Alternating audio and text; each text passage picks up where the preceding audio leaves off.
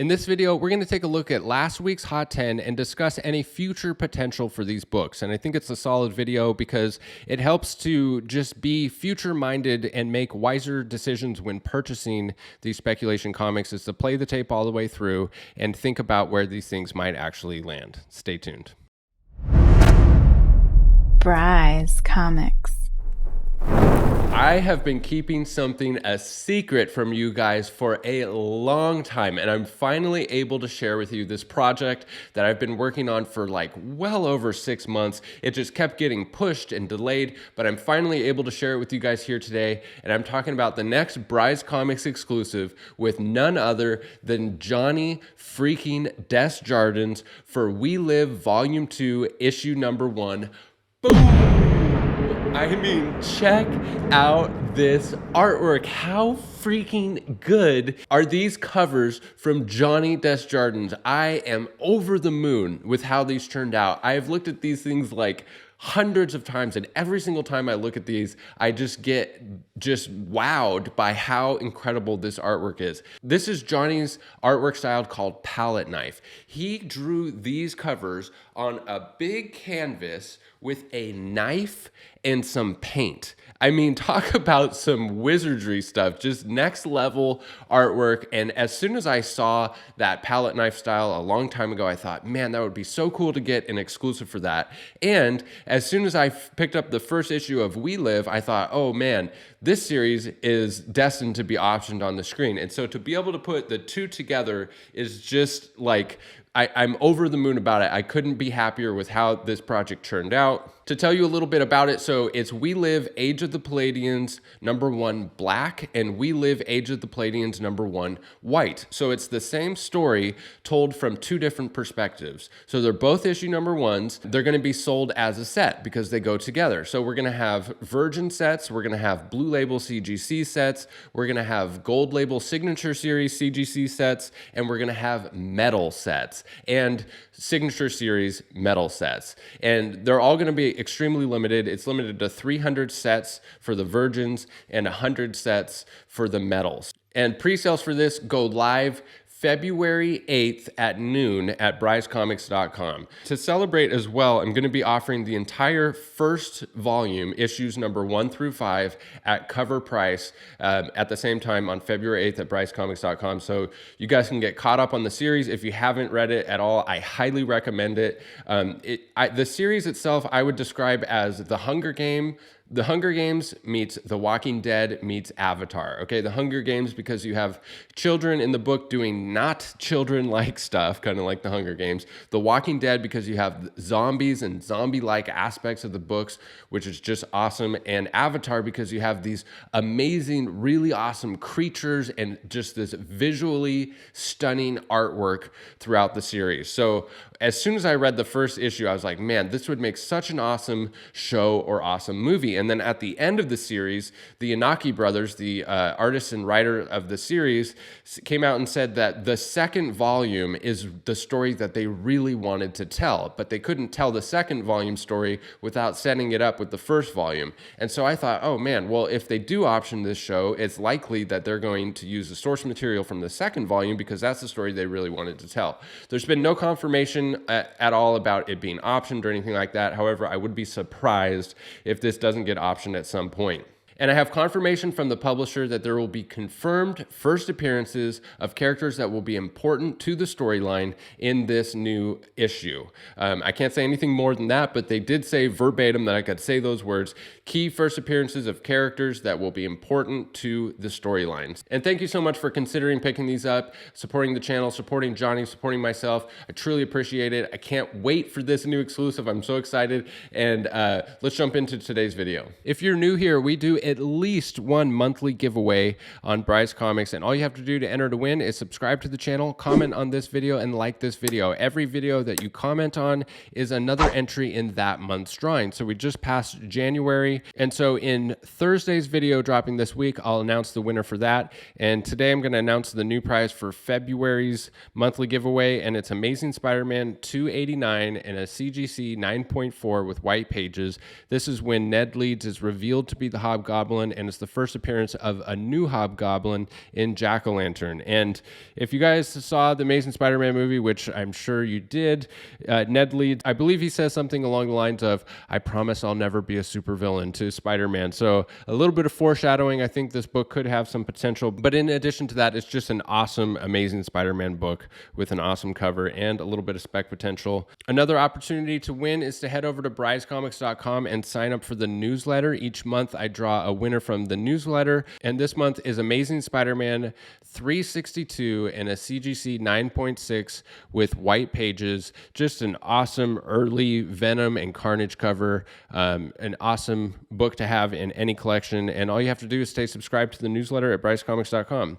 And this video is also in collaboration with Key Collector Comics. If you download the Key Collector app and use code BryceComics, you get a free 2-week trial of the app. It's absolutely imperative resource, I believe, to have for any collector, investor, speculator, all of those things. It fits all those bills, organizing information into the most usable ways across any platform I've ever experienced. So make sure to tune into Thursday's video this week where I announced the winner from last month, and also it's an all-new collection video. It's going to be a massive amount of new slabs, new inventory, comes with a discount code, and last time I did that, stuff sold out pretty quick, so you may want to hit that notification bell so you don't miss out. All right, so let's jump into the computer and go over last week's Hot 10. All right, here we are at keycollector.com with the Hot 10 list, and number 10 on the list is Marvel Spotlight number 5. It's number 10 this week, and it was number 5 last week. It's the first appearance and origin of Ghost Rider Johnny Blaze, and it may be that it's going to drop off of the hot list here pretty soon, and we might go into a level off or like a cooling phase even for this book until we get any kind of actual confirmation about Ghost Rider showing up in the MCU, because right now we're still in the pure speculation phase that he's going to show up in Doctor Strange number 2. But Nick nailed it with this comment here that Moon Knight's trailer appeared to garner a majority of fan approval, and collectors may have higher confidence in Marvel Studios' ability to successfully explore the darker corners of the Marvel Universe. I couldn't agree more. This Moon Knight series is going to answer a lot of questions, and it's going to bode really well for these darker Marvel character spec books in the future. Number 9 on the list is Amazing Spider-Man number 6, and it's the first appearance and origin of the Lizard, and we are seeing some steady gains. So here in 7.0, there was a sale for $49.50, which is up 29% from a sale in April. Now, this is where it's important to keep in mind what this really means. I mean, April was before the new Spider-Man movie came out. It was before the main hype for Spider-Man, so it makes perfect sense that a 7.0 today would be worth 29% more than it was back in April. And as you can see with these other grades, just steady gains from all pre-movie numbers. Now, a lot of times the price will go down after a movie because the hype wears off, but Amazing Spider-Man is kind of its own thing because it's such a successful franchise, and we all know that there's just going to be another Amazing Spider-Man movie that's also probably going to knock it out of the park. So Amazing Spider-Man is, I put it at a buy. Pretty much the entire run is a safe bet at this point.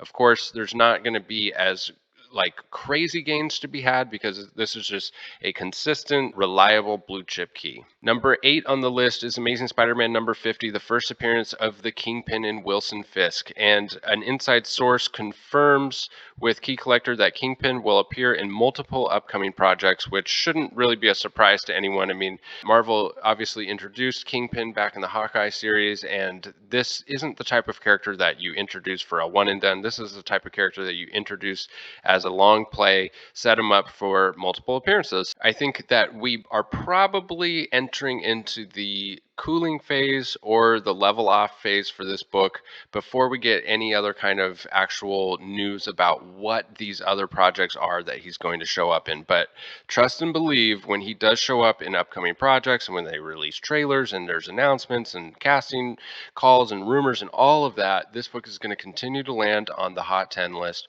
And, you know, backing and anchoring this book is just this incredible artwork that will go down in history as one of the best Silver Age covers of all time. So you really can't go wrong with this book. Strange Tales number 126 is number 7 on the list, and it's the first appearance of Dormammu, the ruler of the Dark Dimension, the first appearance of Clea, the future wife of Doctor Strange, unnamed in this issue, and a really awesome little bonus is it's the first use of the phrase by the hoary hosts of Hogoth, which is just awesome.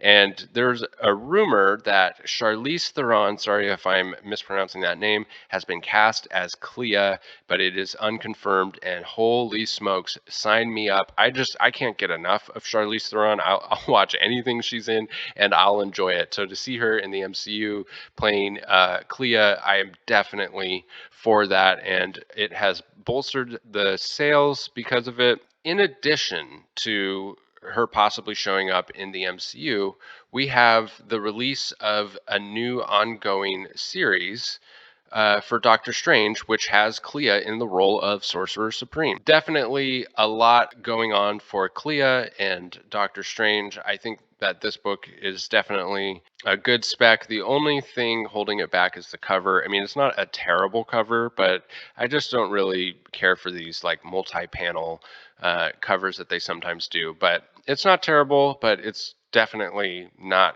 slapping as hard as ASM 50 or the likes of that. Number 6 on the list, we have Star Wars Darth Vader. Number 3, the first appearance of Dr. Aphra, the first appearance of 000, aka 000, and the first appearance of BT1. We're seeing steady gains. This week, 9.8 sold for 663, up from 650. So I would expect to see this book continue to hit the hot list. If she's confirmed, of course, it's going to have, more gains. But the question to be asked is, how much meat is left on the bone? Of course, if she shows up on Disney, prices are going to go up quite a bit from where they are now, but how much? How much meat is on the bone? And that is the question, and just keep that in mind if you're thinking about speccing on this. Like, what's your end game? What numbers are you expecting it to go up to? I mean, it's already at 663. Yeah, how long do you want to have that kind of money tied up to see what kind of gain? So at this point, I put it at a buy because I think it will go up in the future. I just don't think it's like the strongest buy for the greatest return. Number 5 on the list is Amazing Spider-Man number 194, the first appearance of the Black Cat. A 9.6 sold for $2,000, which is an all-time high, and 9.0 sold for $900, 8.5 for $735. I mean, we're just seeing more consistent gains. And here is the Error Edition sale for $1,814 for a CGC 8.0, setting the bar for 3x higher than the previous high for an 8.0, which was 600. So I do think that this sale is totally justified for this book, granted how rare it actually is. I did that whole video on it, which details the Error Edition. If you haven't seen that, you can go check that out. We're still in speculation phase for this book, so expect this book to keep showing up on the list, especially if there's any kind of confirmation. And this is also one of those books where you have to ask yourself, how much meat is left on the bone. If you're going to do this for speculation purposes only, if you're just going to buy this to try to flip it, I mean, if you're going to buy a 9.6 for $2,000, what is the price? Could the price possibly go to with her confirmed? I mean, $3,000, $2,500, and then you got to factor in your selling fees if you're going to sell on eBay and shipping and all of that. I mean, there's a lot of copies of this book out there. It's not a rare book, except for this Error Edition is incredibly rare. So you just have to kind of play the tape through and see where you think this book might land. You could always get lucky and find a really good deal. You could find a really nice raw copy and get it graded yourself and make some nice profit that way. So just some things to consider for this book, but don't be surprised if we see it show up on the list again and again. Number 4 on the list is Incredible Hulk number 2, the second appearance of the Hulk and the first appearance of the Hulk with green skin. It's also the second appearance of Rick Jones, General Ross, and Betty Ross. This book, I think, is just going to be following suit for Hulk number 1. And Hulk number 1 is just now starting to see these crazy increases that it's kind of dragged behind the other blue chip keys for Hulk number 1. As Hulk number 1 gets more and more out of reach, I think Incredible Hulk 2 is going to follow suit. So here we have the GP analysis for Hulk number 1, and I think it just took a little bit longer to see the crazy gains that the rest of the blue chip keys were seeing, and I think that it's only getting started for this book. The big question about Hulk and the big frustration that fans have had is that we haven't had any Hulk solo movies since the Edward Norton version way back when the MCU first began. And there's been some rumors and leaks from Marvel that they finally regained the rights to have a Hulk solo film. All of that is just speculation and rumors at this point. I'm certainly hopeful. I would love to see Mark Ruffalo in a solo film for the Hulk. And it also makes perfect sense that the She-Hulk series that's debuting on Disney Plus soon could be the perfect springboard to introduce a Hulk solo film. So I think that is likely, and I'm definitely hopeful. And I think that this book and Incredible Hulk 1 will see major gains if that is to happen. And I think that the community in general is getting behind that idea, and that's what sparked the increase in prices for Incredible Hulk number 1 and 2. Amazing Spider-Man number 16 is number 3 on the list. The first meeting of Spider-Man and Daredevil, the fourth appearance of Daredevil overall, and the first appearance outside of his own title. And I think that this book is definitely undervalued. I put this book at a strong buy because a 9.6 sold for $20,000, which is only up 79% from 2005, which is not that impressive for an Amazing Spider-Man book. And granted, the big caveat with this is it isn't a major first appearance. It's just the first meeting of two characters. And now that we have Daredevil in the MCU and in a Spider-Man film, no less, I mean, the dynamics of these two characters seem like they're going to get some more development on the screen. And it just begs the question, and it's a very interesting question that a lot of people have different opinions on, is how important is the first meeting of two characters? I mean, I think that the market accurately values this kind of key in that it doesn't garner the type of prices that a major first appearance does, but it also is a key. Like it does have elevated prices because of the significance in the story, and we could see trickle down effect for other grades. And of course, if the dynamic between these two characters gets delved into even more on the screen, it'll see small boosts, but it's not one that we're going to see crazy increases in price. I think it's just a good blue chip key, a reliable investment, slow, steady increase in value. Number 2 on the list is Batman 423, and it's just this iconic cover art by Todd McFarlane. It's getting a lot of heat right now. I think it's a great buy. I think that there's no spec tied to this book at all, which is refreshing and different than all of the other books on this list.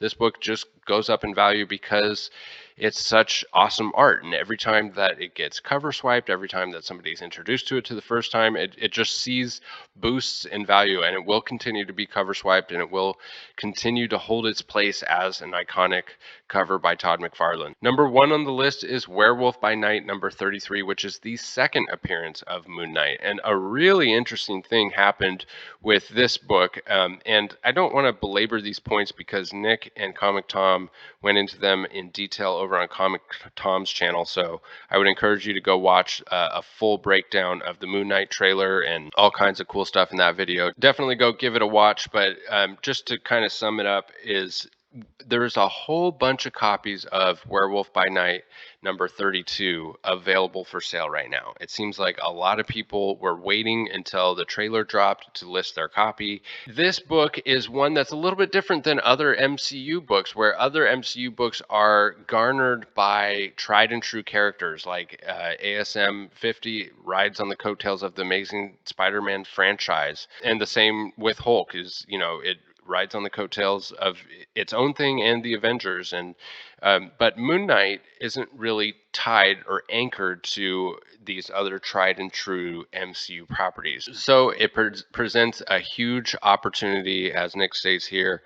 The huge potential is only limited by production pitfalls. And so that's kind of the risk on this one is, what if they don't do Moon Knight justice, which I don't think is possible. I mean, after watching the trailers and seeing the recent track record of the MCU, I mean, I just don't think that they're going to do this wrong. I think all signs are pointing towards this being very well received and kicking off a whole new faith in the darker side of Marvel Comics. So I think it's a good buy, and I think there's a lot of opportunities for this to continue to go up, but it's all hinged upon how well the Moon Knight show is received. Don't forget to enter this month's giveaway for Amazing Spider-Man 289 and the CGC 9.4 white pages. All you have to do is subscribe to the channel, comment on this video, and like this video. Every video that you comment on is another entry to win for that month. And if you head over to brycecomics.com and sign up for the newsletter, you're entered to win Amazing Spider-Man 362 and a CGC 9.6 with white pages. Download Key Collector app and use code BryceComics for a free 2-week trial of the app. And you definitely don't want to miss Thursday's video where I unbox a massive graded collection that I just bought. As always, thank you so much for sticking with me to the end, and we'll catch you in the next one. Bye. Bryce Comics.